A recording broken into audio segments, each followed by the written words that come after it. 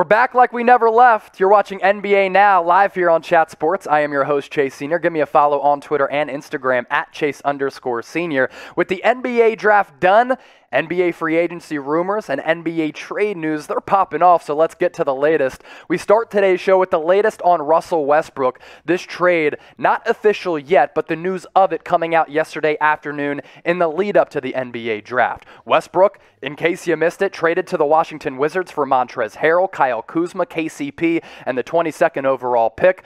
This is somewhat of a reunion because Westbrook is from the Los Angeles area, Long Beach to be specific, went to UCLA, that's where he played his college ball with Kevin Love, had a lot of success there, and you're talking about one of the premier point guards over the course of NBA history who's had little success in the playoffs, but could that change as he teams up with LeBron James and Anthony Davis? His base salary over the next couple of years, $44+ million this upcoming season, $47 million the year after that. I talk about Russ teaming up with LeBron and AD. According to reports from The Athletic, this is something that during the offseason, Russ has been thinking a lot about. Bradley Beal was thinking about his potential exit, so too was Russ. Here's that report from The Athletic. As Bradley Beal spent the last few weeks mulling his future with the organization, Westbrook also was deciding his own. The former MVP, who is from the LA area, spent parts of the offseason discussing the possibility of teaming up with four-time champion LeBron James and Anthony Davis.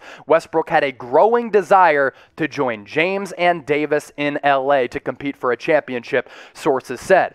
And a championship is really one of the lone things that's missing on Russell Westbrook's resume. And is he going to be able to get that with LeBron and AD? It certainly makes that trio and that big three very, very fascinating. And LeBron James is very excited about teaming up with Russ. He took to Instagram and posted this with some emojis of a mustache, a unibrow, a king emoji, and Russell Westbrook with his arms outstretched, looking like he is very, very excited to team up with LeBron and AD because, look, he's played with KD, he's played with James Harden and Bradley Beal. No players the caliber of LeBron or AD, in my opinion. Here's what that trade looked like. Lakers get Russell Westbrook, a 2024 and 2028 second-round pick. Wizards get those players that we talked about in addition to Aaron Holiday because the Pacers were involved in that trade as well. And as part of that, they get a 2021 first-round pick, which was 22 overall last night. Russ in Los Angeles. This is also our live poll during our live show. Will it work out? Get into the comment section and let us know. Type Y for yes, type N for no. Be sure to get your votes in the comment section down below. Now, what does this mean for Bradley Beal? According to Charania of Stadium and The Athletic, Bradley Beal would actually like to stay in Washington, D.C. Somewhat of a surprise to me because Bradley Beal deserves better than the dysfunction and the lack of playoff success that has currently been happening over the last few years in Washington, D.C. But is he confident in the supporting cast that he's going to have around him in that package that's coming over from Los Angeles? It's been said that he's tight friends with guys like KCP. Do those players make the Washington Wizards a more well-rounded team compared to the top-heavy team that they were last year with Beal as well as Russell Westbrook? According to Jake Fisher, as we stick here with the Lakers, who else could the Lakers target? They certainly need some shooters and floor spacers because Westbrook is not that. Jake Fisher of Bleacher Report saying recently, Carmelo Anthony, Rudy Gay, the quote, loudest names as potential free agent targets for the Lakers. Let's get to the latest on Mike Conley. Could he be securing the bag as an unrestricted free agent with the Utah Jazz? Is he going to go back to Utah with Quinn Snyder and Donovan Mitchell to pair up with those guys? Because if it wasn't for D-Mitch getting hurt in the playoffs last year or being hobbled by that ankle injury, or you're looking at the Jazz making a deep run in the playoffs. According to Marc Stein, Utah's top priority this offseason is retaining Conley. The team is prepared, according to Stein, to offer him a 3-year deal worth $75 million in order to keep him in-house. He's coming off a strong second season with the Jazz, where I thought he was really good. My only question with him is that durability. Also, there were some reports about the Jazz being concerned about going into the luxury tax in order to take care of that and give themselves some financial freedom to maybe pay that money to Mike Conley, they did trade away Derek Favors to the Thunder. He was due around $9.5 million this upcoming season. As for Mike Conley, let's get back to him. I think he's a good point guard. I don't think he's a great point guard. Those injury issues, somewhat of a concern for me because he cannot consistently stay on the floor, and that's been the issue with him going back to his days with the Memphis Grizzlies. But this is no doubt still a very productive player who was much better in year 2 in Utah compared to his debut season with the Jazz. A little more than 16 points per game, shot an efficient 41.2% from the three-point arc. But I think 3 years, $75 million is a lot for Mike Conley because I think the Jazz have some other needs that they need to address. I like Conley because he can be a creator, but I'd also like to see a guy on the wing in addition to Conley and D-Mitch who can kind of create, bring you more of a defensive prowess than guys like Bogdanovich as well as Joe Ingles.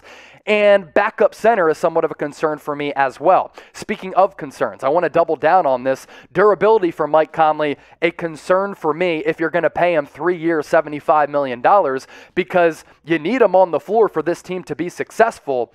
And if he's not on the floor, as he gets older and older, longer in the tooth in his NBA career, you're paying him $20, $25 million.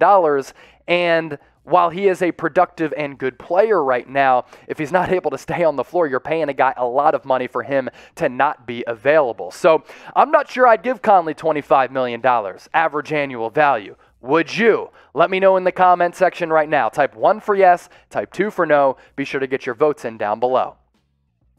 NBA free agency tips off on Monday. We'll be going live at 5 o'clock Eastern, bringing you the latest news and rumors, live shows. Whenever breaking news happens, we do go live here on NBA Now every single week. And as breaking news happens, you can count on us to provide you and keep you up to date with the latest information and help get us closer and closer to 260,000 subscribers. YouTube.com/chatsportstv or hit that red subscribe button down below. Almost 600,000 people tuned into our live NBA draft coverage, NBA free agency coverage. We got it on lock. Let's move on to Pascal Siakam. Does the drafting of Scottie Barnes out of Florida State with pick number 4 in the NBA draft signal the end for Pascal Siakam in Toronto up north? Certainly had a rocky season this past year with the Raptors, and it was weird because they were playing all of their home games out of Florida, weren't able to go above the border in the friendly confines of Toronto because of the coronavirus. Marc Stein on this most latest report as well, that picking Scottie Barnes at number 4 convinced a lot of people around the league that Siakam might be made available. So would the Raptors consider trading what once looked like a building block in order for them to rebuild? He also signed that monster contract that we'll get to here in just a bit. But his past 2 years, Siakam's been a good player, but his three-point percentage this past year went down significantly, and I think that's a really important part of his game because I think he needs to be a more consistent outside shooter for him to be dangerous and a formidable threat offensively. He's certainly going to give you defense, but by drafting Scottie Barnes, he is somewhat of a similar player if you project him forward as a hyper-athletic big man who can guard multiple positions. He's a good passer, has a good basketball IQ. Barnes is a developmental guy. That's what Siakam was when Masai Ujiri kind of identified him out of Cameroon. And also Scottie Barnes is cheaper. He's a little younger at 19 years old. And I like the upside of Barnes at some point down the road to become a Pascal Siakam type of player. That's one of the pro comps that I had out there. Definitely has to work on his outside shot though. Speaking of Barnes. Should the Raptors trade Pascal Siakam?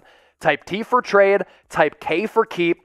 Sound off on this one because I know some Raptors fans have been up and down. Get those votes in the comment section.